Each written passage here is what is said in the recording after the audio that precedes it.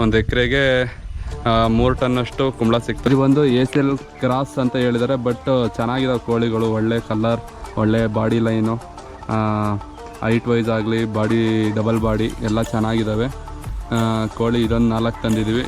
ಇದು 350 rupees per peer ಬಿತ್ತು ನಮಗೆ. ಬಟ್ ನೀವು ಲಾಸ್ಟ್ ಟೈಮ್ ನಾನು ಏನು ನಿಮಗೆ ಜಂತುಗಳಿಂದ ತೋರಿಸಿದೆ ಅದನ್ನು ನಾನು ರೆಕಮೆಂಡ್ ಮಾಡಲ್ಲ, ಯಾಕೆಂದರೆ ಅದು ಅಷ್ಟು ರಿಸಲ್ಟ್ ಸಿಗಲಿಲ್ಲ ನನಗೆ.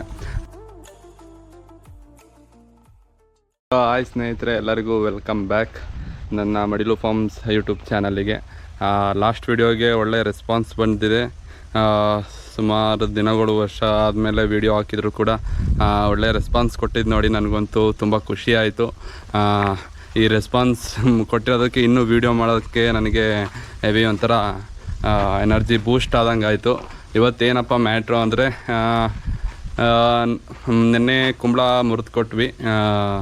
ನಮ್ಮ ಸೈಡ್ ಬಂದು ಮೈಸೂರು ಮಾರ್ಕೆಟಲ್ಲಿ ಬಂದು 7 ರೂಪಾಯಿ ಇತ್ತು. ಬಟ್ ಮೈಸೂರು ಮಾರ್ಕೆಟಿಂದ ನಮ್ಮ ಕ್ಯಾರ್ಪೇಟೆ ಮಾರ್ಕೆಟಿಗೆ ರೇಟ್ ಬಂದು 2 ರೂಪಾಯಿ ಕಮ್ಮಿ ತೊಗೊಳ್ತಾರೆ. ಅವರೇ ಬಂದು ಸ್ಪಾಟಲ್ಲಿ ತುಂಬ್ಕೊಂಡು ಹೋದರು. ಟೋಟಲ್ಲು 3/4 ಎಕರೆ, ಅರೌಂಡ್ 1 ಎಕರೆ ಅಂತ ತಿಳ್ಕೊಳ್ಳಿ. 1 ಎಕರೆಗೆ 3 ಟನ್ನಷ್ಟು ಕುಂಬಳ ಸಿಕ್ತು ನಮಗೆ. ಫಸ್ಟ್ ಪ್ರಯತ್ನ 3 ಟನ್ ಸಿಕ್ಕಿದೆ. ರೇಟ್ ಬಂದು 5.25 ರೂಪಾಯಿ ರೇಟ್ ಹಾಕೋರು. ಇದೊಂದು ಮ್ಯಾಟ್ರು. ಪ್ಲಸ್ ಇನ್ನೊಂದೇನೆಂದರೆ, ತಡ್ನಿ ನಿಮಗೆ ಏನು ಲಾಸ್ಟ್ ಟೈಮ್ ತೋರಿಸಿದೆ ಅದನ್ನು ಕೂಡ ಕೀಳ್ತಾ ಇದ್ದಾರೆ. 5.25 ರೂಪಾಯಿ ಅಂದರೆ 3 ಟನ್ನಿಗೆ ನೀವೇ ಲೆಕ್ಕ ಹಾಕೊಳ್ಳಿ. ಈ ಕಡೆ ತುಂಬ ಪ್ರಾಫಿಟು ಇಲ್ಲ, ಈ ಕಡೆ ಲಾಸು ಇಲ್ಲ, ಆ ಥರ ಒಂದು ಮೀಡಿಯಮ್ ರೇಂಜಲ್ಲಿ ಆಗಿದೆ. ಪ್ಲಸ್ ಇದೊಂದು ಹೊಸ ಎಕ್ಸ್ಪೀರಿಯೆನ್ಸ್ ಅಂದ್ಕೋಬೇಕು, ಯಾಕೆಂದರೆ ಫಸ್ಟ್ ಟೈಮ್ ನಾನು ಓನಾಗೆ ಕುಂಬಳ ಬೆಳೆದಿದ್ದು. ಇನ್ನೊಂದೇನು ಮ್ಯಾಟ್ರು ಅಂದರೆ, ನೆನ್ನೆ ಸಂತೆಯಲ್ಲಿ ಕೋಳಿಗಳು ತಗೊಬಂದಿದ್ದೀನಿ. ಇದು ಒಂದು ACL ಕ್ರಾಸ್ ಅಂತ ಹೇಳಿದ್ದಾರೆ. ಬಟ್ ಚೆನ್ನಾಗಿದ್ದಾವೆ ಕೋಳಿಗಳು, ಒಳ್ಳೆ ಕಲರ್, ಒಳ್ಳೆ ಬಾಡಿ ಲೈನು, ಹೈಟ್ ವೈಸ್ ಆಗಲಿ, ಬಾಡಿ ಡಬಲ್ ಬಾಡಿ ಎಲ್ಲ ಚೆನ್ನಾಗಿದ್ದಾವೆ ಕೋಳಿ. ಇದೊಂದು 4 ತಂದಿದ್ದೀವಿ. ಇದು 350 ರುಪೀಸ್ ಪರ್ ಪೇರ್ ಬಿತ್ತು ನಮಗೆ. ಹುಂಜ ತೊಗೊಂಡ್ರು ಅಷ್ಟೇ ಪ್ರೈಸು, ಆಟೆ ತೊಗೊಂಡ್ರು ಅಷ್ಟೇ ಪ್ರೈಸು. ಹಂಗಾಗಿ ಒಂದು ಒಳ್ಳೆ ಹುಂಜ ನೋಡ್ಬೋದು. ಈ ಹುಂಜ ಸಖತ್ತಾಗಿದೆ ಮಾತ್ರ. ಕಲರ್ ವೈಸ್ ಆಗಲಿ, ಬಾಡಿ ಸ್ಟ್ರಕ್ಚರು, ಹೈಟು ಎಲ್ಲ ಸಖತ್ತಾಗಿದೆ. ಅದೊಂದು ನೆನ್ನೆ ತೊಗೊಬಂದ್ವಿ. ಪ್ಲಸ್ ನೋಡಿ, ಕುಂಬಳ ಎಲ್ಲ ಮುರಿದಾಕ್ಬಿಟ್ಟಿದ್ದೀವಿ, ಎಲ್ಲ ಖಾಲಿ. ಮತ್ತು ಇನ್ನೊಂದು ಏನು ಅಂದರೆ ನೋಡಿ, ತಡ್ನಿ ಎಲ್ಲ ಬಿಸ್ತಾ ಇರೋದು ತಂದಿಲ್ಲ, ಹಾಕ್ತಾಯಿದ್ದೀನಿ, ಒಣಗಾಕ್ತಾಯಿದ್ದೀನಿ. ಪ್ಲಸ್ ಲಾಸ್ಟ್ ಟೈಮ್ ತೋರಿಸ್ದಂಗೆ ಕೋಳಿಗಳಿಗೆಲ್ಲ ಇಲ್ಲಿಗೆ ಅಭ್ಯಾಸ ಮಾಡಿದ್ದೀವಿ. ಮತ್ತು ಇನ್ನು ಲಾಸ್ಟ್ ವಿಡಿಯೋದಲ್ಲಿ ನೀವು ನೋಡಿರ್ಬೋದು, ಕೋಳಿ ಕಾವಿ ಕೂರಿಸಿದೆ.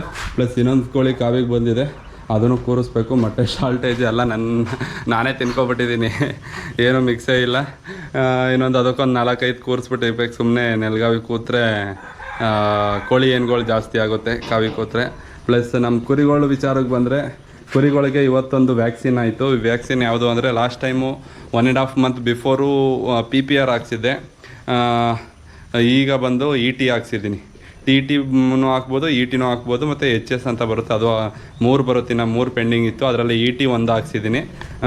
ಎಲ್ಲ ಕುರಿಗಳಿಗೆ ಮೇವು ಕೊಟ್ಟು ಶೈಲೇಜ್ ಎಲ್ಲ ಹಾಕಿದ್ದೀನಿ, ಎಲ್ಲ ತಿಂತಾ ಇದ್ದಾವೆ. ಬೇಗ ತೆಗೆದುಬಿಟ್ರೆ ಈ ಥರದ್ರ ಏನು ಬರುತ್ತಲ್ಲ ಗೆಡ್ಡೆ, ಅದನ್ನು ಬಿಡ್ತವೆ. ನೀವು ಮೇವೇ ಹಾಕಿಲ್ಲ ಅಂದರೆ ಅದನ್ನು ಕೂಡ ತಿಂದು ಬಿಸಾಕ್ತವೆ. ಆ ಥರ ನಾವು ಹೆಂಗೆ ಬಿಡ್ತೀವಿ ಅದ್ರ ಮೇಲೆ ಡಿಪೆಂಡ್ ಆಗುತ್ತೆ. ಲಾಸ್ಟ್ ಟೈಮ್ ಏನು ಡಿವಾರ್ಮಿಂಗ್ ಮಾಡಿದ್ವಿ, ಅದು ಡಿವಾರ್ಮಿಂಗ್ 100% ಸಕ್ಸಸ್ ಆಗಿಲ್ಲ. ಈಗಲೂ ಪಿಕ್ಕೆಗಳಲ್ಲಿ ಸ್ವಲ್ಪ ವೈಟಿಗೆ ಬರ್ತಾ ಇದ್ದಾವೆ. ಹಂಗಾಗಿ ಇವತ್ತು ಬಂದು ವ್ಯಾಕ್ಸಿನ್ ಕೊಟ್ಟೋದ್ರು ಡಾಕ್ಟ್ರು. ಅವ್ರೇನು ಹೇಳ್ತಿರೋದು ಅಂದರೆ, ಇನ್ನೊಂದು 5 ಡೇಸ್ ಬಿಟ್ಟು ಮತ್ತೆ ಡಿವಾರ್ಮಿಂಗ್ ಮಾಡಿ ಆಲ್ಬಂಡರ್ ಯೂಸ್ ಮಾಡಿ, ಆಲ್ಬಂಡರ್ ಚೆನ್ನಾಗಿದೆ ಅಂತ ಹೇಳ್ತಾ ಇದ್ದಾರೆ. ಬಟ್ ನೀವು ಲಾಸ್ಟ್ ಟೈಮ್ ನಾನು ಏನು ನಿಮಗೆ ಜಂತುಗಳಿಂದ ತೋರಿಸಿದೆ ಅದನ್ನು ನಾನು ರೆಕಮೆಂಡ್ ಮಾಡಲ್ಲ, ಯಾಕೆಂದರೆ ಅದು ಅಷ್ಟು ರಿಸಲ್ಟ್ ಸಿಗಲಿಲ್ಲ ನನಗೆ. ಹಾಗಾಗಿ ನೀವು ಕೂಡ ಮಾಡೋಕ್ಕೆ ಹೋಗ್ಬೇಡಿ. ಮಾಡಿದ್ರು ಒಬ್ಬೊಬ್ರಿಗೆ ರಿಸಲ್ಟ್ ಬಂದಿರ್ಬೋದು, ಬಟ್ ನನಗೆ ರಿಸಲ್ಟ್ ಬರಲಿಲ್ಲ. ಹಾಗಾಗಿ ನಾನು ಕೂಡ ಇನ್ನೊಂದು 4 ಡೇಸ್ ಆದಮೇಲೆ ಚೇಂಜ್ ಮಾಡಬೇಕು. ನೋಡಿ, ತಡ್ನಿ ಬಂದು ಎಲ್ಲ ಕೀಳ್ತಾ ಇದ್ದಾರೆ, ತಂದು ಹಾಕ್ತಾಯಿದ್ದೀನಿ, ಇಲ್ಲಿ ಒಣಗಾಕ್ತಾಯಿದ್ದೀನಿ. ಮತ್ತು ಇನ್ನೊಂದೇನು ಅಂದರೆ, ಮೆಣಸಿನ ಗಿಡ, ಮತ್ತು ಏಲಕ್ಕಿ, ಮತ್ತು ನುಗ್ಗೆ ಗಿಡ 4 ಇಷ್ಟನ್ನ ನೆನ್ನೆ ತೊಗೊಬಂದೆ. ಯಾಕೆಂದರೆ ಇರಲಿ, ಎನಿ ಟೈಮ್ ಇಲ್ಲೇ ಇರ್ತೀವಿ ಅಂದರೆ ಚೆನ್ನಾಗಿ ಮಳೆನೂ ಬರ್ತಾಯಿದೆ. ಇವಾಗ ನೆಟ್ಟರೆ ಕ್ಲೀನಾಗಿ ಬರುತ್ತೆ ಕಾರಣದಿಂದ. ಇಲ್ಲಿ ಮೆಣಸಿನ ಗಿಡ ಬಂದು 35 ರೂಪಾಯಿ ನಮಗೆ ರೇಟ್ ಬಿತ್ತು.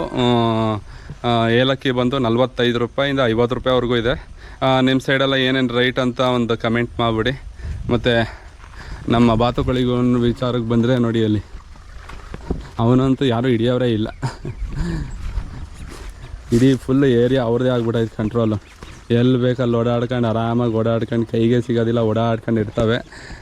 ಮತ್ತು ಇಲ್ಲೇ ರೈತರ ಹತ್ರನೇ ಒಂದು 2 ಕ್ವಿಂಟಾಲಷ್ಟು ಜೋಳ ತಗೊಂಡ್ವಿ. ಯಾಕೆಂದರೆ ನೆಕ್ಸ್ಟು ನಾವು ಹೊರ್ಗಡೆನೇ ಪರ್ಚೇಸ್ ಮಾಡ್ತಾ ಹೋಯ್ತು ಅಂದರೆ ಎಕ್ಸ್ಪೆನ್ಸ್ ಜಾಸ್ತಿ ಆಗ್ತಾ ಹೋಗುತ್ತೆ. ಲಾಸ್ಟ್ ಟೈಮ್ ತಂದಿದ್ದು ನೀವೇ ನೋಡ್ಬೋದು, 25 ಆ ಥರ ರೇಟಲ್ಲಿ ನಮಗೆ ಜೋಳ ಸಿಕ್ತು.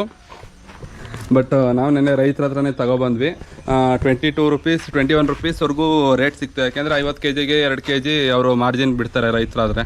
ಯಾಕೆಂದರೆ ವೇಸ್ಟೇಜ್ ಅದು ಇದು ಅಂತ ಅವರು ಹೊರಗಡೆಯವರು ಏನು ವ್ಯಾಪಾರಸ್ಥರು ತಗೋತಾರೆ ಅದೇ ರೀತಿ ನಮಗೂ ಕೊಡ್ತಾರೆ.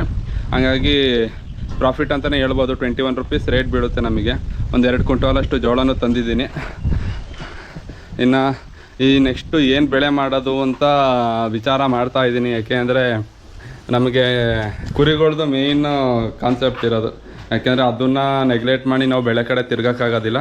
ಹಂಗಾಗಿ ಕುರಿಗಳ್ದು ಮೇಯ್ನ್ ಇರೋದ್ರಿಂದ ನೆಕ್ಸ್ಟ್ MC ಹಾಕಬೇಕು ಅಂತಿದ್ದೀನಿ, ಮಂಗಳೂರು ಸೌತೆಕಾಯಿ. ಅದು ಸೇಮ್ ಕುಂಬಳಕಾಯಿ ಪ್ರೊಸೀಜರೇ. ಬಟ್ ಅದ್ರದ್ದು ನಾನು ಯಾವತ್ತೂ ಬೆಳೆದೂ ಇಲ್ಲ, ನಮ್ಮ ಮನೇಲೂ ಯಾರೂ ಬೆಳೆದಿಲ್ಲ. ನೋಡೋಣ, ಫಸ್ಟ್ ಟ್ರೈ ಮಾಡ್ತಾಯಿದ್ದೀನಿ. ಸೇಮ್ ಕುಂಬಳಕಾಯಿದೆ ಎಲ್ಲ ಮೇಂಟೆನೆನ್ಸ್ ಅಂತ ಹೇಳಿದ್ದಾರೆ.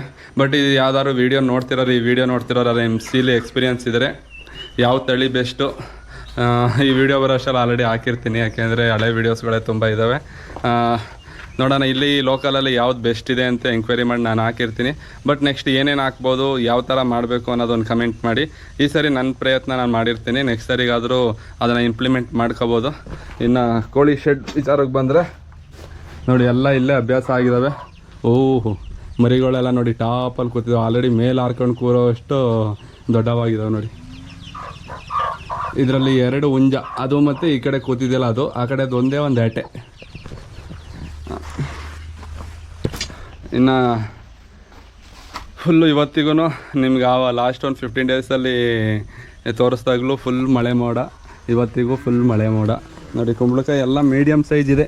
ಇದೊಂದು 3 kg ಬರುತ್ತೆ ಅಂದ್ಕೊಳ್ಳಿ. ಎಲ್ಲ ಒಟ್ಟಿನಲ್ಲಿ ಕುಂಬಳಕಾಯಿ ಯಾವುದೂ ವೇಸ್ಟೇಜು ಜಾಸ್ತಿ ಬರಲಿಲ್ಲ ನನಗೆ. ಇಲ್ಲ ಊಜಿಯಿಂದ ರಿಜೆಕ್ಟ್ ಆಗಿದ್ದು ಜಾಸ್ತಿ ಬರಲಿಲ್ಲ. ಎಲ್ಲ 5 kg ಮೇಲೇ ಇತ್ತು ಕುಂಬಳಕಾಯಿ. 3 kg ಮಿನಿಮಮ್ಮು, ಎಲ್ಲ 5 kg 7 kgವರೆಗೂ ಕುಂಬಳಕಾಯಿ ಬೆಳೆದಿದೆ, ಚೆನ್ನಾಗಿತ್ತು. ಇನ್ನು ನೆಕ್ಸ್ಟು ಕಾಯಿ ಕೂಡ ಕೆಡಕ್ಸಿದ್ವಿ. ಲಾಸ್ಟು ಏನು ಎಳ್ನೀರು ಕೊಟ್ವಿ, ಎಳ್ನೀರು ಕೊಟ್ಟಾಗ ಕಾಯಿ ಕೂಡ ಅವರೇ ಕಿದಾಕಿದ್ರು, ಎಲ್ಲ ತಂದು ಹಾಕಿದ್ವಿ. ಕಾಯಿ ಕೂಡ ಒಳ್ಳೆ ರೇಟ್ ಇದೆ, 60 ರೂಪಾಯಿ 65 70 ರೂಪಾಯಿವರೆಗೂ ಆಗಿದೆ ಈ ಶುಕ್ರವಾರ ನಮ್ಮ ಮಾರ್ಕೆಟಲ್ಲಿ. ಬಟ್ ನ್ಯೂಸಲ್ಲೆಲ್ಲ 100 ರೂಪಾಯಿ ಅಂತ ತೋರಿಸ್ತಾರೆ. 100 ರೂಪಾಯಿ ಎಲ್ಲ ಯಾವುದೂ ಸೀನಿಲ್ಲ. ಎಲ್ಲ ಸುಮ್ಮನೆ ಎಲ್ಲೋ ಒಂದು ಕಡೆ ಬೆಂಗಳೂರು ಸೈಡು ಎಲ್ಲೋ ಏನೋ ಆಗಿದೆ ಅಂದರೆ ಅದು ಎಲ್ಲ ಜಿಲ್ಲೆಗೂ ಅಪ್ಲೈ ಆಗೋಲ್ಲ. ನಿಮ್ಮ ಜಿಲ್ಲೆಯಲ್ಲಿ ಏನೇನು ರೇಟ್ ಇದೆ, ನಿಮ್ಮ ತಾಲೂಕಲ್ಲಿ ಏನು ರೇಟ್ ಇದೆ ಅಂತ ಒಂದು ಕಮೆಂಟ್ ಮಾಡಿ. ನಮ್ಮ ಕಿಕ್ಕೇರಿ ಸಂತೆಯಲ್ಲಿ ಬಂದು 65 ರೂಪಾಯಿ 70 ರೂಪಾಯಿವರೆಗೂ ಟಾಪ್ ಕಾಯಿ ನಡೆದಿದೆ. ಕರಿಕಾಯಿ ಬಂದು 70 ರೂಪಾಯಿ, ಹಸಿಕಾಯಿ ಬಂದು 50ರಿಂದ 65 ರೂಪಾಯಿವರೆಗೂ ನಡೆದಿದ್ದಾವೆ. ನೋಡೋಣ, ನಿಮಗೆ ಅಲ್ಲಿ ತಡ್ನಿಕಾಯಿ ಕುಯ್ಯೋ ಹತ್ರನೂ ತೋರಿಸ್ತೀನಿ ಯಾವ ಥರ. 4 ಜನ ಬಂದಿದ್ದಾರೆ, ನಾವೇ ಹೋಗಿ ಕರ್ಕೊಬಂದು ಒಬ್ರಿಗೆ 350 ರೂಪಾಯಿ ತಿಂಡಿ ನಮ್ಮದು. ಕರ್ಕೊಬರೋದು ಕರ್ಕೊಬಿಡೋದು ನಮ್ಮದು. ನಿಮ್ಮ ಕಡೆ ಎಲ್ಲ ಏನು ಎಷ್ಟೆಷ್ಟು ಆಳಿಗೆ ಎಷ್ಟೆಷ್ಟು ತಗೋತಾರೆ ಕೆಲಸದವರು, ಲೇಡೀಸ್ ಹೆಣ್ಮಕ್ಳಿಗಾಗಲಿ ಗಂಡು ಮಕ್ಳಿಗಾಗಲಿ ಒಂದು ಕಮೆಂಟ್ ಮಾಡಿ ತಿಳ್ಕೊಳ್ಳೋಣ, ಒಂದು ಕ್ಯೂರಿಯಾಸಿಟಿ ಅಷ್ಟೇ. ಮಳೆ ಮೋಡವಂತೂ ಫುಲ್ಲು ಕ್ರೇಜಿಯಾಗಿ ಬಂದಿದೆ.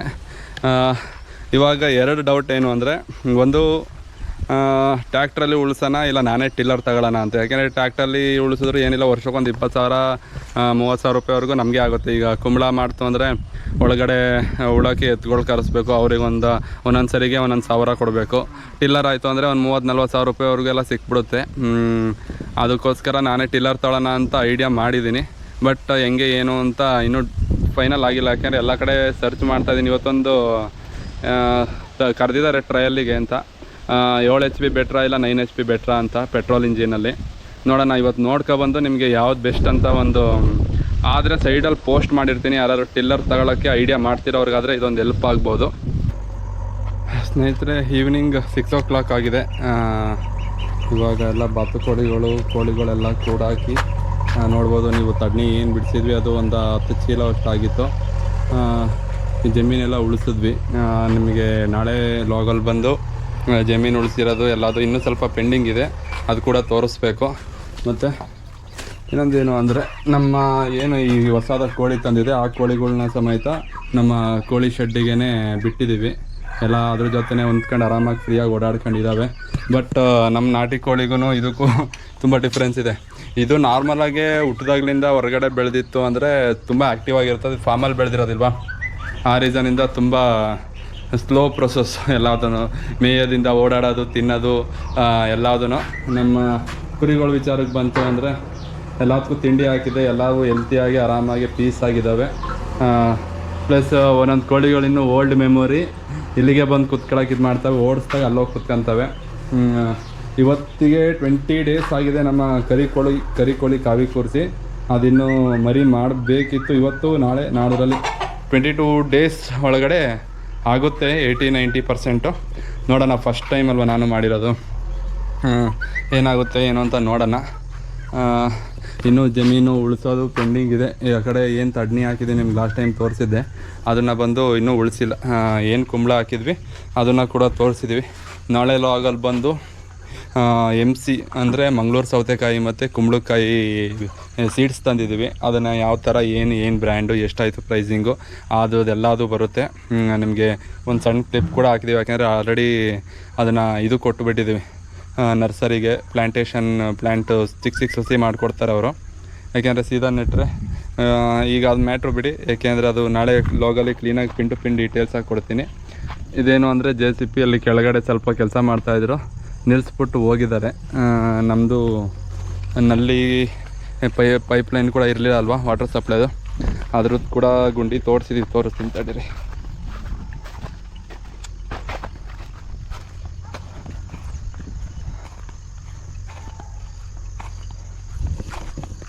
ಇಲ್ಲಿ ನೋಡಿ, ಇದು ಬಂದು ನಲ್ಲಿ ಪೈಪ್ಲೈನಿಗೋಸ್ಕರ ಮಾಡಿಸ್ಕೊಂಡಿದ್ದೀವಿ. ಯಾಕೆಂದರೆ ಮಂಚು ಮಾಡಿದ್ರೆ ಇದಕ್ಕೆ ಒಂದು 2,000 ಖರ್ಚಾಗುತ್ತೆ. ಒಂದು 300 ರೂಪಾಯಿ ಕೊಟ್ಟು ಇದನ್ನೇ ಮಾಡಿಸ್ಕೊಂಡಿದ್ದೀವಿ ಇಲ್ಲೇ. ಅಯ್ಯೋ ನನ್ನ ಶರ್ಟ್ ಹೋಯ್ತು. ನೋಡಿ ಮಾಡಿರೋದು ಈ ಥರ ಇದೆ. ಸ್ವಲ್ಪ ಒಂದು 4-5 ಬಾಳೆ ಗಿಡ ಕೂಡ ನೆಟ್ಟಿದ್ದೀನಿ, ಬೂದ್ ಬಾಳೆ ಗಿಡ. ಅದಾದಮೇಲೆ ಇವತ್ತಿಗೆ ನಿಮಗೆ ತೋರಿಸಿರ್ಬೋದು, ಬೆಳಗ್ಗೆಯಿಂದ ತಡ್ನಿ ಕುಯ್ದು ಆಳುಗಳ್ದು ಎಲ್ಲ ಎಷ್ಟಾಯಿತು ಏನು ಅಂತ ಮಾಡಬೇಕು. ಯಾಕೆಂದರೆ ತಡ್ನಿ ಕಾಳು ಬಗ್ಗೆ ಹೇಳೋಕ್ಕೋದ್ರೆ ಅದೊಂದು ದೊಡ್ಡ ಕಥೆನೇ ಆಗೋಗುತ್ತೆ.